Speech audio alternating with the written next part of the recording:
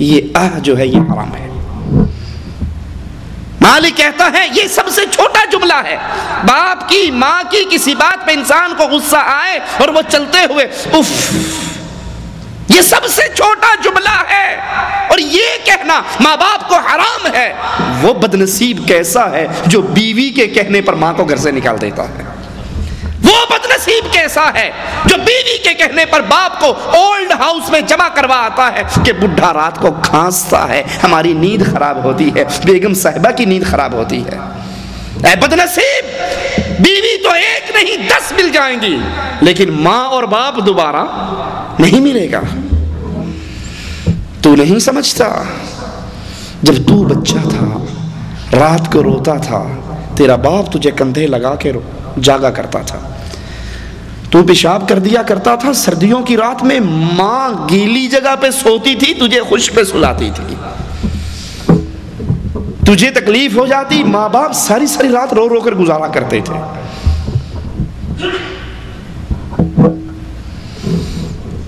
یہ بیماری ہمارے معاشرے میں انگریز کے معاشرے کو دیکھ کر اتنی سرایت کر چکی ہے۔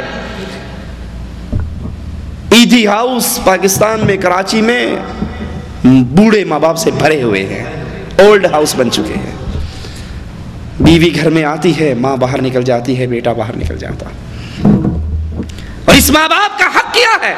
رسول اللہ صلی اللہ علیہ وسلم کے پاس صحابی آتے ہیں اور کہتے ہیں میں جہاد کے لیے آپ کے پاس آپ کے ساتھ جانے کے لیے آیا ہوں۔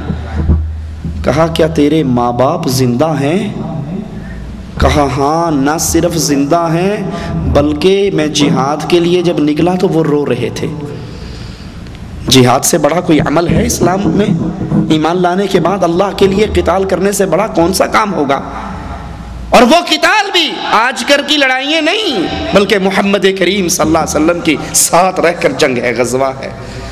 اللہ کے نبی گھر سے نکلا ہوں، ماں بھی رو رہی ہے، باپ بھی رو رہا ہے۔ کہا واپس جا، واپس جا، ان کو ہنسا کر آ جیسے تو ان کو رلا کر آیا ہے، اور وہیں رہ کے ان کی خدمت کر، تیرا ان کی خدمت کرنا ہی جہاد ہے۔ یمن سے ایک نوجوان آتا ہے ہجرت کر کے، پوچھتے ہیں کیا تیری ماں زندہ ہے؟ کہا ہاں میری بوڑھی ماں زندہ ہے۔ کہا تجھے حکم ہے نبی کریم کا، واپس جا اور اپنی ماں کی خدمت کر۔ جہاد سے اللہ کے نبی نے واپس موڑا، ہجرت سے اللہ کے نبی صلی اللہ علیہ وسلم نے واپس موڑا۔ اور ہمارے ہاں ماں کو گالی دینا، ماں کو مارنا، ماں کے ساتھ بدتمیزی کرنا، ماں کے ساتھ اونچی آواز میں کلام کرنا، ماں کو ڈانٹنا۔ تجھے کیا پتا ہے بوڑھی، تو کیا جانتی ہے؟ میں جانتا ہوں، میں سمجھتا ہوں، میری بیگم صحیح کہتی ہے، تو غلط کہتی۔ بیویوں کے پیچھے لگ کر ماؤں کا خرچہ بند کر دیتے ہیں، ماؤں سے ملنا بند کر دیتے ہیں، ماں سے ملاقات ختم کر دیتے ہیں۔ یاد کر لو یہ بہت بڑا جرم ہے۔ اور اولاد ہے نا، کل کو تم اس مقام پر پہنچو گے، جو آج اپنے ماں باپ سے کر رہے ہو کل کو یہ تمہارے ساتھ کرے گی۔ ایک بیٹا اپنے باپ کو اٹھا کر ٹوکرے میں ڈال کر سمندر میں پھینکنے کے لیے چلا، جب پھینکنے لگا تو اس نے کہا بیٹا تھوڑا سا آگے کر کے پھینکنا۔ کہا کیوں؟ کہا میں نے اپنے ابا کو یہیں پھینکا تھا، تیرا تجھے اس سے بھی آگے پھینکے گا۔ یہ ماں باپ کوئی چھوٹی چیز نہیں ہے۔ اگر کافر ماں باپ ہیں، مسلمان تو بہت دور کی بات ہے، اگر کافر ماں باپ ہے تو کافر ماں باپ کے ساتھ بھی بدتمیزی کی اجازت اسلام نہیں دیتا۔ ابراہیم علیہ السلام کا بابا کافر نہ تھا تو کیا کہا اسے جب اس نے کہا نکل جا میرے سامنے سے، میری آنکھوں سے دور ہو جا، بھاگ جا وگرنہ مار ڈالوں گا؟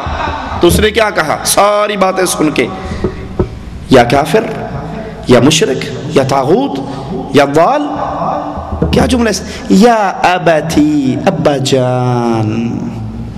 وہ کہہ رہا ہے تو بھاگ جا، آنکھوں سے دور ہو جا، تجھے قتل کر ڈالوں گا، مار ڈالوں گا۔ اور وہ جواب میں کہہ رہے ہیں ابا جان میں آپ کے لیے ہدایت کی اور مغفرت کی اللہ سے دعا کرتا ہی رہوں گا۔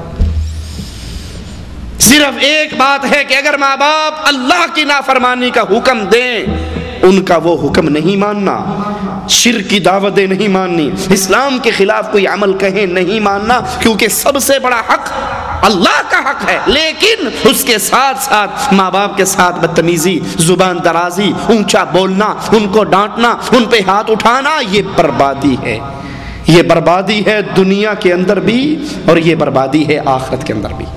سائل نے پوچھا تھا ماں باپ کا کیا حق ہے، ماں باپ کا کیا حق ہے؟ ماں باپ کا حق سن لیجئے، ایک جملے میں پوری کہانی سمٹ جاتی ہے۔ فرمایا ماں باپ تیرے لیے یا جنت ہیں یا جہنم ہے۔ یہ دولت چھٹ جائے تو پھر اس کا احساس ہوتا ہے، یہ باغ ڈھل جائے، ماں کی قدر پوچھنی ہے تو پوچھو جس کی مر گئی ہے، باپ کی قدر پوچھنی ہے اس یتیم سے پوچھو جس کے سر پہ عید والے دن ہاتھ رکھنے والا کوئی نہیں ہوتا۔ ماں باپ تیرے لیے جنت ہے یا ماں باپ تیرے لیے جہنم ہے؟ سائل پوچھتا ہے مجھ پہ سب سے بڑھ کر حق کس کا ہے؟ فرمایا تیری ماں کا۔ کہا پھر؟ کہا تیری ماں کا۔ کہا پھر؟ کہا تیری ماں کا۔ کہا پھر؟ کہا تیرے باپ کا۔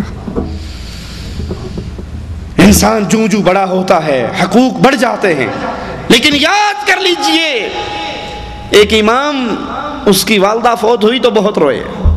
شاگردوں نے کہا اتنا کیوں روتے ہو؟ کہا ماں کے مرنے پر نہیں روتا، اس لیے رو رہا ہوں کہ جنت کا ایک دروازہ کھلا ہوا تھا آج بند ہو گیا۔ ماں کی خدمت کر کے جنت کا ایک دروازہ میرے لیے کھلا تھا، اس کے مر جانے سے آج وہ دروازہ بند ہو گیا ہے۔ ایک تابعی ساری رات اپنی والدہ کی ٹانگیں دباتے رہے، والدہ سے باتیں کرتے رہے، اور دوسرے ساری رات اس کا بھائی تہجد کی نماز پڑھتا رہا۔ سبحان اللہ۔ صبح ہوئی تو کہنے لگے میں نے ساری رات اپنی والدہ کی خدمت کی، ان کی ٹانگیں دبائی، میرے بھائی عمر نے ساری رات نماز اور تہجد میں گزاری، اگر یہ مجھے کہے نا کہ تو تہجد کی نماز کا ثواب تو لے لے اور ماں کی ٹانگیں دبانے خدمت کرنے کا ثواب مجھے دے دے تو اللہ کی قسم کبھی نہیں دوں گا۔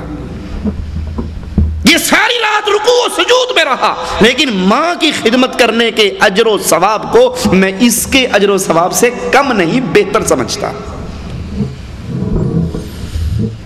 یہ ماں ہے، یہ باپ ہے جس کی دعائیں، حدیث میں آتا ہے باپ اولاد کے لیے دعا کرتا ہے تو اللہ بھی اس کو رد نہیں کرتا۔ وَبِالْوَالِدَيْنِ احسانا، دوسری وصیت کو یاد کر لو، ماں باپ کے ساتھ اچھا سلوک کرو، ماں باپ کے ساتھ محبت کا سلوک کرو، ہاتھ سے خدمت کرو، مال سے خدمت کرو، ان کو راضی رکھو، ان کے سامنے آواز بلند نہ کرو۔ وَلَا تَقْتُلُوا أَوْلَادَكُمْ مِنْ إِمْلَاقٍ، پیسے کے ڈر کی وجہ سے، مال کی کمی کی وجہ سے، رزق میں کمی کی ڈر کی وجہ سے اپنی اولاد کو قتل نہ کرو۔ ہمارے ہاں کیا چلتا ہے آج کل؟ بچے تو ہی اچھے۔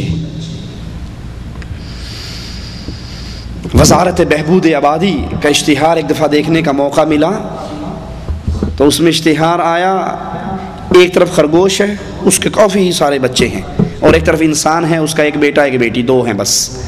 اب وہ سوال کرتا ہے خرگوش عقل مند ہے یا انسان؟ خرگوش جس کے لائن لگی ہوئی بچوں کی، اور انسان کے صرف دو ہیں۔ اب سائل سوال کرتا ہے خرگوش عقل مند ہے یا انسان؟ اب خود ہی جواب دیتے ہیں وہ کہ یقیناً انسان عقل مند ہے جو آبادی پہ کنٹرول کرتا ہے، بچے دو ہی اچھے، یہ خرگوش تو پاگل اور مجنون ہے جس کو تمیز ہی نہیں ہے، عقل ہی نہیں ہے، بے وقوف ہے، یہ بچوں کی لائن لگاتا جاتا ہے۔ یہ عقیدہ قرآن و حدیث کے خلاف ہے۔